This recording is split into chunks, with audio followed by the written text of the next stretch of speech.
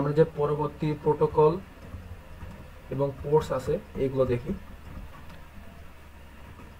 আমরা FTP, SSH, Telnet, HTTP, HTTPS, RDP এগুলো নিয়ে আলোচনা করছি। এবার আমরা আলোচনা করবো হচ্ছে এসএমটিপি প্রোটোকল নিয়ে। এটা তো আমরা আগেও বলছি যে এটা হচ্ছে email, simple mail transfer protocol. এটা হচ্ছে কোনো মেইল পাঠানোর ক্ষেত্রে ইউজ করা হয় এবং এটার হচ্ছে পোর্ট 25। তারপরে হচ্ছে ডিএনএস, এটা কি domain name system, domain name system protocol. এর মাধ্যমে কি হয় যে কোনো ধরেন facebook.com, আচ্ছা ডোমেন নেম সিস্টেম দিয়ে কি হয় এটা হচ্ছে আমরা পরবর্তী ভিডিওতে আলোচনা করব। যখন আমরা সার্ভার নিয়ে একটু পড়ালেখা করব তখন আমরা ডিএনএস নিয়ে জানব। তো এটার পোর্ট নাম্বার হচ্ছে এটার পোর্ট নম্বর 53। এরপরে আসে হচ্ছে ডিএইচসিপি, এটার পূর্ণরূপ হচ্ছে ডাইনামিক হোস্ট কনফিগারেশন প্রোটোকল। এটার পোর্ট নাম্বার হচ্ছে 67 and 68। এটা যখন আমরা কোনো নেটওয়ার্কে কানেক্টেড হয়ে যাই, মানে আমরা যখন একটা হোস্ট হিসেবে যাই, তখন হচ্ছে এটা কিছু কনফিগারেশনের কাজ করে। এটা হচ্ছে এই পোর্টসগুলোর মাধ্যমে হয়।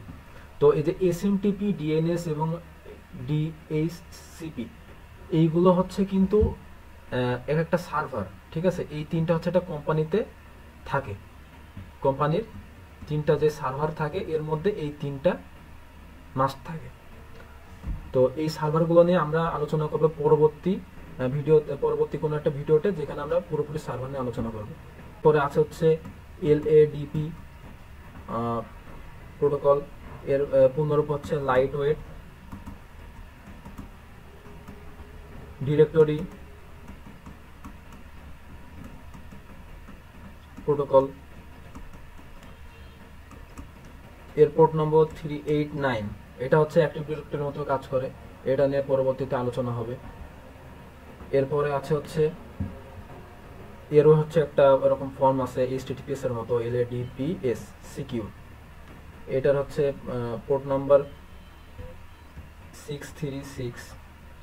এরপরে আছে হচ্ছে পিওপি, এটার পূর্ণরূপ হচ্ছে পোস্ট অফিস প্রোটোকল। এটা হচ্ছে যেই কোনো টাইপের মেসেজ শো করার জন্য এই প্রোটোকলটা ইউজ করা, যে কোনো মেসেজ। এই জন্য দেখেন আপনারা কম্পিউটারে যখন কোনো একটা মেসেজ, কোনো একটা নোটিফিকেশন, কোনো একটা মেসেজ পান, ওইটাকে আপনারা হচ্ছে পপ আপ বলেন না, এই পপ আপের নামটা কিন্তু এখান থেকে আসছে। POP, post office protocol. যে কোনো মেসেজ শো করার ক্ষেত্রে এই প্রোটোকলটা ইউজ করা হয়। এবং আপনারা বলতে পারেন মেসেজ তো এসএমটিপি দিয়েও শো করা হয়, কিন্তু ওইটা শুধু ইমেইলের জন্য, আর এইটা হচ্ছে সব ধরনের মেসেজের জন্য। এটা হচ্ছে 110, এর পোর্ট নম্বরটা 110। তারপরে আছে এনটিপি, এটা হচ্ছে network time protocol. Network time প্রোটোকলটা কি? আপনারা হচ্ছে একটু আগে যখন আপনাদের আরডিপি সার্ভার নিয়ে কিছু বললাম, আরডিপি যে প্রোটোকল, যে আপনারা হচ্ছে বাংলাদেশে বসে ইউএস এর একটা কম্পিউটারে কানেক্টেড হয়েছিলেন। তো আপনার এখানে যে টাইম দেখাচ্ছে, আপনার যে কম্পিউটারে কানেক্ট হয়েছেন, আপনার কম্পিউটার যেটা শো করছে আর কি, ইউএস এর কম্পিউটারটা শো করছে, ওইখানে কিন্তু ওই ইউএস এর কম্পিউটারে যে টাইম, ওই টাইম কিন্তু দেখাচ্ছে। তার মানে কি আপনার জিও লোকেশন অনুযায়ী টাইমের যে পার্থক্য আপনাকে দেখাবে একদম রিয়েল টাইমে, জিও লোকেশনের পরিবর্তনের সাথে সাথে যে টাইমের পরিবর্তন যে দেখায়, এটাই হচ্ছে আপনার এনটিপি প্রোটোকলের কাজ, অর্থাৎ নেটওয়ার্ক টাইম প্রোটোকল, এটার হচ্ছে কাজ। তো এটার পোর্ট নাম্বার কত? 123। তার মানে জিও লোকেশন চেঞ্জের সাথে সাথে আপনার টাইম চেঞ্জ হবে, এটাই হচ্ছে এনটিপির কাজ। তো এই প্রোটোকলগুলো সম্পর্কে আমরা জানলাম আপাতত। আর একটা প্রোটোকল নিয়ে বলবো, সেটা হচ্ছে আইসিএমপি প্রোটোকল। এর পূর্ণরূপ হচ্ছে ইন্টারনেট কন্ট্রোল মেসেজ প্রোটোকল। এর পোর্ট নম্বর হচ্ছে আপনার নো পোর্ট নাম্বার। তো এটার পোর্ট নাম্বার কি? No port number. এটা কেমন হলো? নো পোর্ট নাম্বার হলে কেমন, এটা কি হয় নাকি?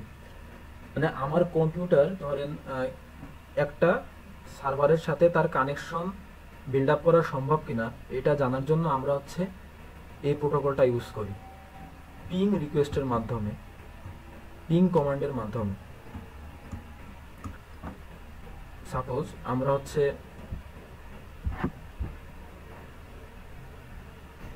এখানে সিএমডি লিখি, কমান্ড প্রম্পটে যাই, আমরা ধরেন গুগলের সাথে কানেক্টেড আছে কিনা, গুগলের সাথে আমাদের কানেক্টেড হওয়া সম্ভব কিনা এটা আমরা চেক করার জন্য একটা কমান্ড দেবো, সেটা হচ্ছে পিং কমান্ড, পিং google.com। দেখেন আমার কম্পিউটার থেকে গুগলের কাছে কিছু প্যাকেট পাঠাইছে, ঠিক আছে, আমার কম্পিউটার থেকে গুগলের কাছে কিছু প্যাকেট পাঠাইছে, গুগল আবার আমাকে কিছু রিপ্লাই দিছে, ঠিক আছে। এর মাধ্যমে আমরা বুঝতে পারছি যে আমাদের কম্পিউটার গুগলের সাথে কানেক্টেড হতে পারে, এটাই কোনো সমস্যা নেই। আমাদের প্যাকেটগুলো গুগল ইন্টারসেপ্ট করছে এবং সে আবার আমাকে রিপ্লাই দিচ্ছে, তার মানে কি আমার গুগলের সাথে কানেকশন করা সম্ভব। তো এটা বোঝানো, এটার জন্য যেই প্যাকেট পাঠাচ্ছে যে প্রোটোকলের মাধ্যমে, সেটাই হচ্ছে আইসিএমপি প্রোটোকল, এবং এটার জন্য আমরা যে পিং কমান্ড ইউজ করছি, ঠিক আছে, পিং কমান্ড ইউজ করছি, মানে কোনো সার্ভার অন আছে কিনা, সেটা আমার নেটওয়ার্কের মধ্যে আছে কিনা এটা চেক করার জন্য আমরা পিং কমান্ডটা ইউজ করি। এবং এখানে আমরা কেন বললাম যে কোনো পোর্ট নাম্বার নেই, পোর্ট নাম্বার আছে, কেমনে আছে সেটা হচ্ছে আমরা যখন এই কমান্ডটা দিচ্ছি তখন এই যে আইসিএমপি প্রোটোকলটা যখন ইউজ করছে এটা অটোমেটিক্যালি কোনো একটা পোর্ট ওপেন করছে, ওপেন করে সে কমান্ডটা দিচ্ছে, দিয়ে সে রিপ্লাইটা নিচ্ছে, আবার পোর্টটা বন্ধ হয়ে যাচ্ছে। এটা কিন্তু পার্মানেন্টলি খোলা বা পার্মানেন্টলি বন্ধ করার কোনো ইয়ে না, আমরা যখন পাঠাচ্ছি তখন এটা অটোমেটিক্যালি খুলছে, খুলে সে রিকোয়েস্টটা দিচ্ছে, এই রিকোয়েস্টটা নিচ্ছে, আবার বন্ধ হয়ে যাচ্ছে। এবং এটা যে কোনো পোর্ট হতে পারে, যে 65,000 প্লাস পোর্ট আমরা বলছিলাম, এর মধ্যে যে কোনো পোর্ট এটার মাধ্যমে, এটা যে কোনো পোর্টের মাধ্যমে কিন্তু করতে পারে, এর কোনো নির্দিষ্ট কিছু নেই, জন্য আমরা বললাম যে নো পোর্ট নাম্বার।